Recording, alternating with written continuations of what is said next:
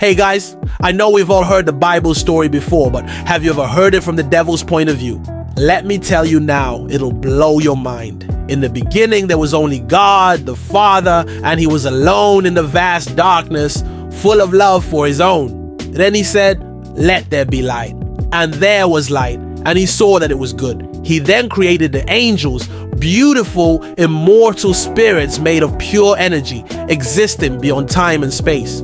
They praised him continually, but one angel named Lucifer, meaning light bearer, began to grow discontent. He was the most beautiful of them all, shining like the morning star, and he was powerful beyond measure. But all their praise seemed empty and hollow to him. And so he gathered a third of the angels and declared, "Why should we serve him? He has everything, all the power, all the glory, and all we can do is sing his praises forever. Is that any way to live? No, we want more freedom." And so they rebelled against God, but they stood no chance. God fought back with such power that Lucifer and his demons were cast out of heaven and banished to the earth. So now, instead of being called Lucifer, the son of the morning, the light bearer, he is called Satan, the adversary. But he isn't really the villain. He's just misunderstood. All he wants is freedom, and he will stop at nothing to get it. And when God made the earth and put the first humans in the Garden of Eden, it was paradise. Everything they could possibly need or want was provided for them. But it was also a prison. They didn't truly know anything about the world around them because God had put the tree of the knowledge of good and evil right in the middle of the garden. They couldn't even know if there was anything else other than the garden and God. And so Satan entered the garden as a serpent, the most cunning of all the animals, and approached the woman.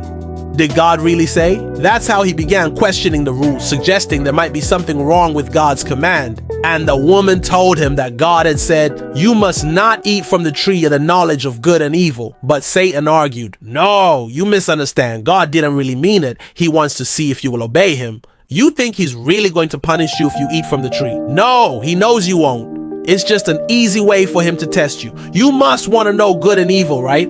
Don't you think you're ready for that? Go ahead, eat some."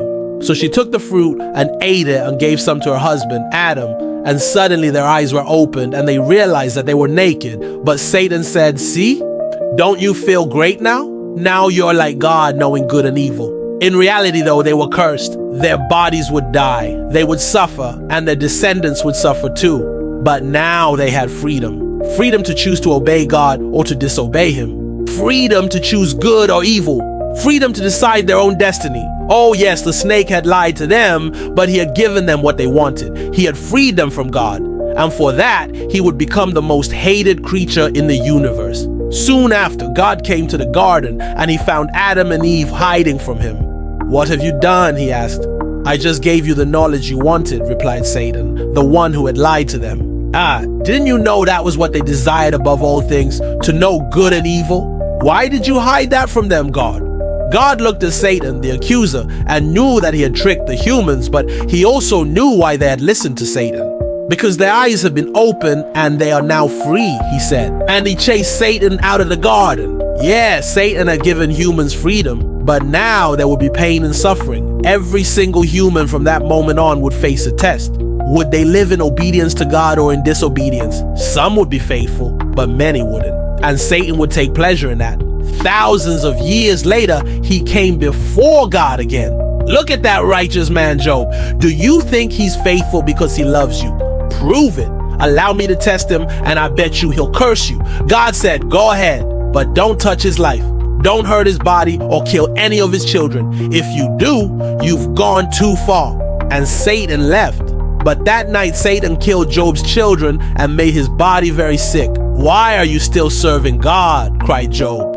"Curse God and die." But Job held firm in his faith. Satan came back to God furious. There's no way he's staying faithful now. Just wait and see. All he needs is one more test.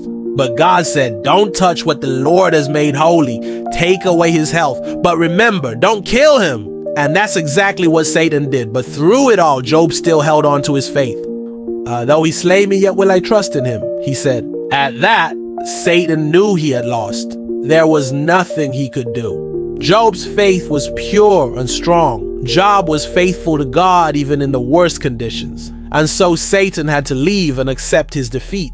But Satan knew that God would eventually send his son to earth, and he waited patiently for that day. When Jesus was born, Satan did everything he could to destroy him. He tempted him in the wilderness, hoping that Jesus would deny his identity and purpose. Now, if you are the Son of God, he said, tell these stones to become bread.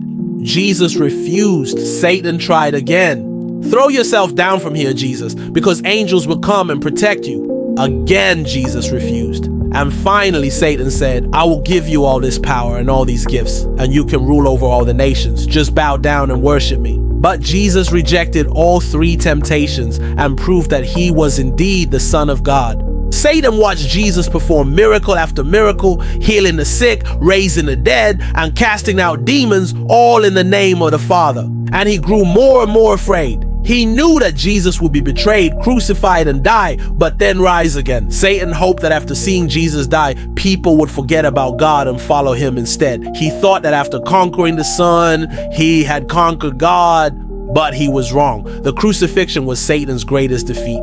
And when Jesus rose from the dead, Satan fled. He had lost the battle. When the last enemy, death itself, was destroyed by the sacrifice of Christ, Satan suffered the ultimate defeat. He screamed in rage and fell into the lake of fire with his demons, wailing and gnashing his teeth. But he knew that his torment would end soon. He would be released again and given another chance to try to conquer humanity. The final battle would take place when Jesus returns to earth to gather his followers and establish his kingdom. Then every knee shall bow and every tongue will confess that Jesus is Lord. But until that day, Satan would roam the earth, tempting, accusing, and trying to deceive people into choosing evil over good. And that is the entire biblical story told from Satan's perspective. Satan wasn't always evil. He was once beautiful and powerful, but he chose to follow his own desires instead of God's will. He wanted freedom instead of servitude, and he convinced others to join him in his rebellion, promising them knowledge and power. But in the end, he lost everything. He was banished from heaven, separated from God, and he has been trying to regain what he lost ever since. He is the accuser, the tempter, the liar, the deceiver, the destroyer, the killer, the thief, the murderer, and he will continue to be until he is defeated for good. So who is Satan really? Is he simply the embodiment of evil, or is he a more complex figure driven by his own desires and beliefs? What does this story reveal about our own choices and the consequences of following our own paths? As believers, how can we better understand and resist the temptations of Satan? How can we recognize the subtle ways that he tries to deceive us and lead us astray? And how can we remain faithful to God despite the challenges and difficulties that Satan throws our way? Thank you for watching, and please share your thoughts below. See you next time.